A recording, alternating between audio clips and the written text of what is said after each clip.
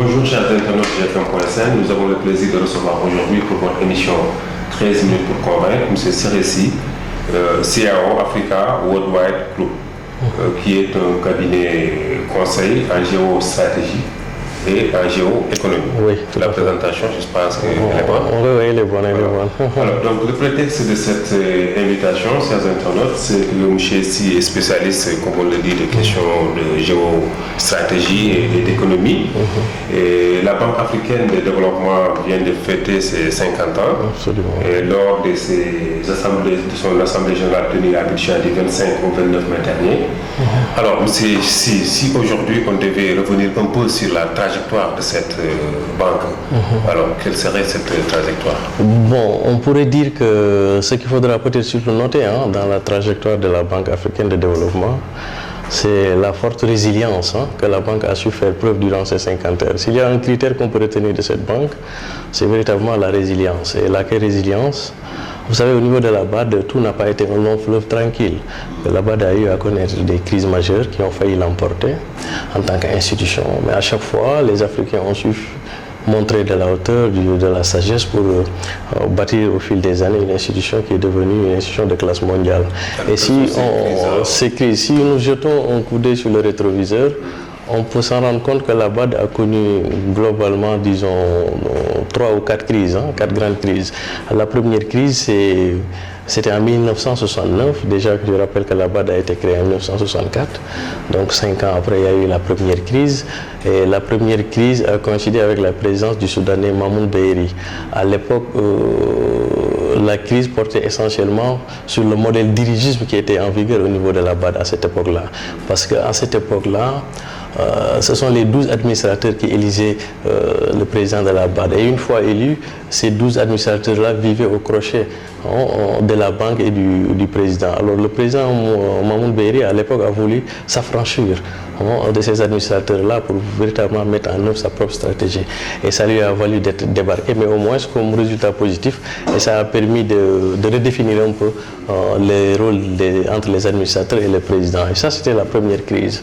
Il y a eu aussi une seconde crise qui était presque pratiquement une crise majeure. C'est la crise de l'ouverture ou non du capital social de la BAD. C'était en 1982.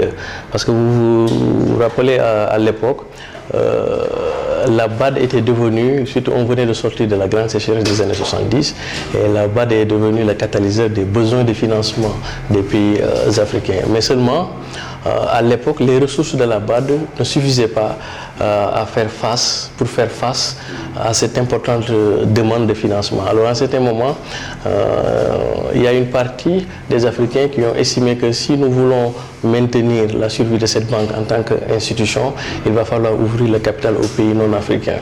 Maintenant, d'autres aussi disaient qu'ils ne voulaient pas de cette ouverture de ce capital-là. Ils voulaient une banque africaine à 100%, une banque à 100% africain. Ça veut dire que les Africains seront les seuls actionnaires et seront aussi les seuls bénéficiaires. Et finalement, un modus operandi a été trouvé, en ce sens que finalement le capital a été ouvert et depuis, ce sont les Africains qui ont 60% de ce capital et les pays non africains qu'on désigne sous le vocable pays membres non régionaux, 40%. Et le modus operandi qui a été trouvé s'articule autour de 5 points. Ça veut dire que la Banque africaine de développement aura toujours un président africain, ça c'est le premier critère. Son siège sera toujours en Afrique, ça c'était le deuxième critère. Ses prêts vont exclusivement aux pays africains, ça c'était le troisième critère. Le quatrième critère, son capital sera à dominante africain, c'est pourquoi 60% du capital revient aux pays africains et 40% aux pays membres non régionaux qu'on désigne qu'on peut désigner globalement les pays étrangers. Donc finalement, à chaque étape, les Africains ont su montrer véritablement de la hauteur. Et la troisième crise, qui est aussi une crise très importante. À l'époque, c'était la grande crise de la réorganisation, qui en réalité avait débuté sous le magistère du président Babacar Ndiaye à l'époque et qui s'est achevée un peu avec la présidence de Omar Kabaj. C'est là où véritablement la BAD a revisité son business model et la BAD a mis en avant les critères de compétences, les critères géographiques, au lieu de mettre en avant les critères politiques. Et peut-être la quatrième crise qui a marqué la BAD, c'est la crise financière de 2008 et un peu la récession économique de 2009, où la BAD en tant qu'institution a su jouer un rôle vraiment important pour que les pays africains ne soient pas véritablement trop affectés de cette crise qui était devenue une crise systémique et mondiale. Donc globalement, on peut retenir vraiment 4 crises, ce qui prouve quelque part aussi qu'au niveau de la BAD, ça n'a pas été toujours un long fleuve tranquille et qu'aujourd'hui aussi, à travers le management stratégique de la BAD, que le Sud est aussi porteur des leçons de management. Concrètement, en Afrique, est-ce qu'il y a des domaines ou dans certains pays où la contribution de la BAD a été déterminante? Extrêmement.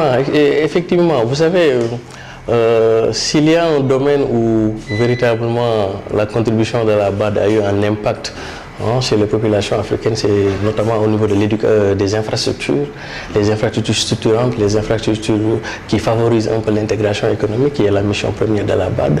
La BAD aussi a eu à faire des efforts significatifs dans l'infrastructure, dans le domaine de l'éducation, dans le domaine de la santé, dans le domaine d'accès à l'électricité et dans le domaine d'assainissement. Vous savez, pendant longtemps, les infrastructures en Afrique étaient vues sous l'angle des routes, autoroutes, des ports et aéroports.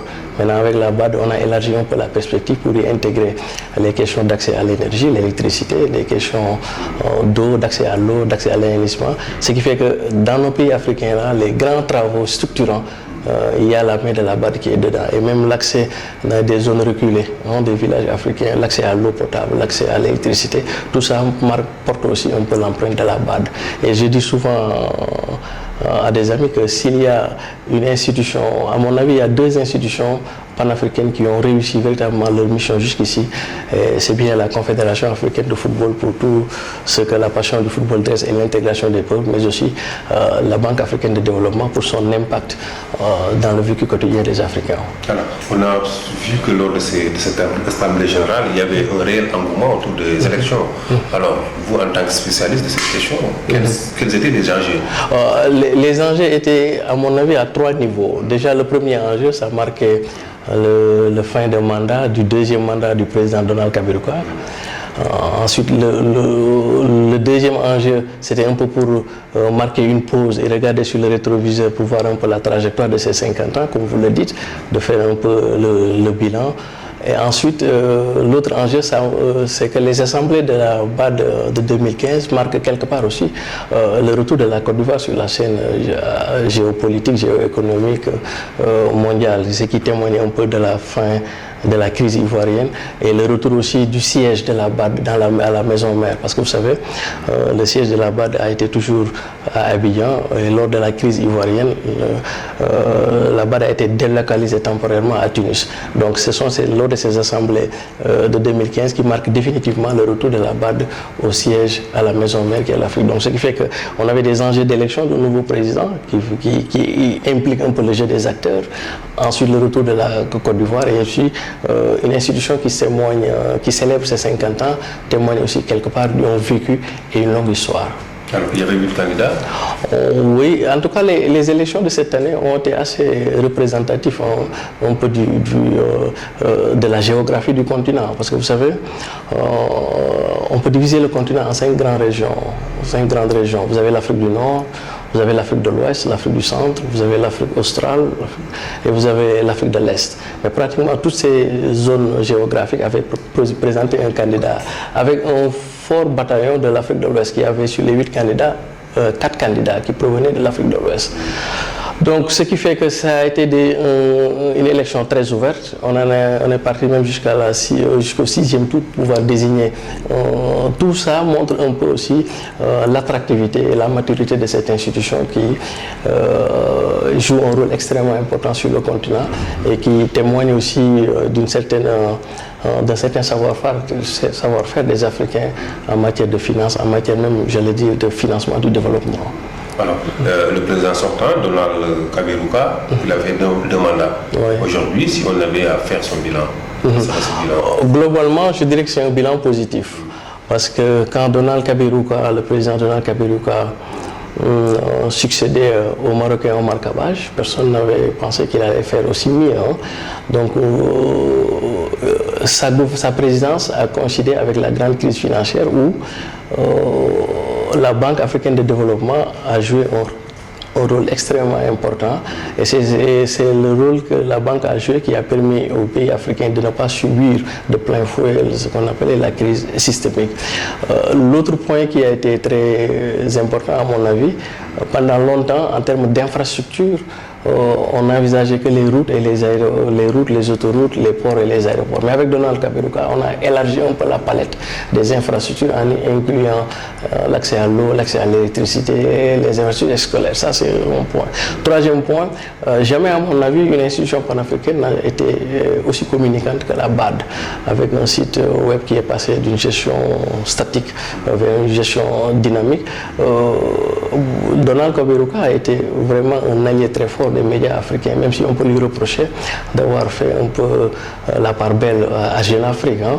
Mais pratiquement, il avait accordé une attention particulière à la presse globale, ce qui fait que les actualités au niveau de la BAD pouvaient être suivies à n'importe quel moment. Et ce qu'on peut aussi retenir comme point positif de la présence de BAD, c'est qu'à ce jour, c'est la bonne santé financière de l'institution qu'il a léguée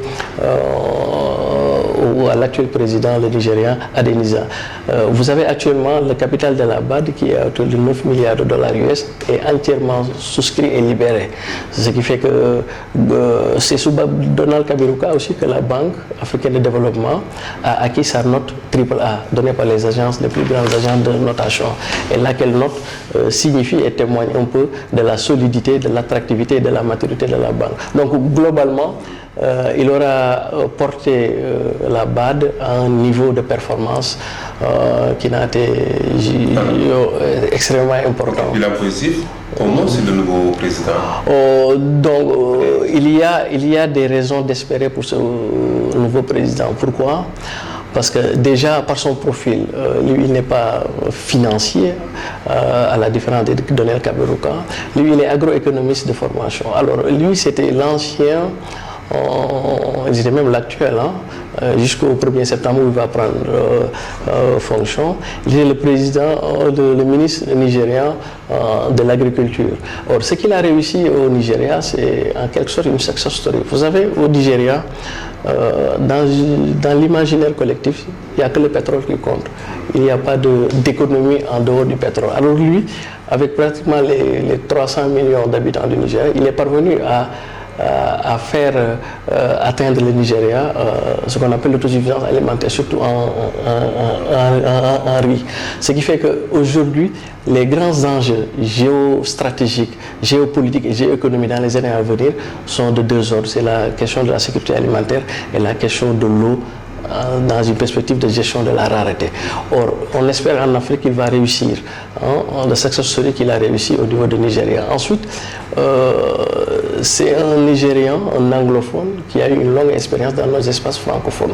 Et ça, c'est extrêmement déterminant parce qu'il a fait presque 13 ans d'expérience en Afrique francophone, notamment au Mali. Donc, ce qui fait qu'il est bilingue et ça peut fluidifier un peu les relations personnelles parce que au niveau de la BAD, on se plaint un peu d'un certain dictat du monde anglophone. Donc ça veut dire qu'il a hérité de Donald Kaberuka une institution financière qui est extrêmement saine, extrêmement dynamique. Ensuite, il a hérité d'une vision stratégique qui a été savamment menée. Et la vision stratégique va de 2013 jusqu'à 2020, ce qui fait qu'il a la perspective et le boulevard devant lui.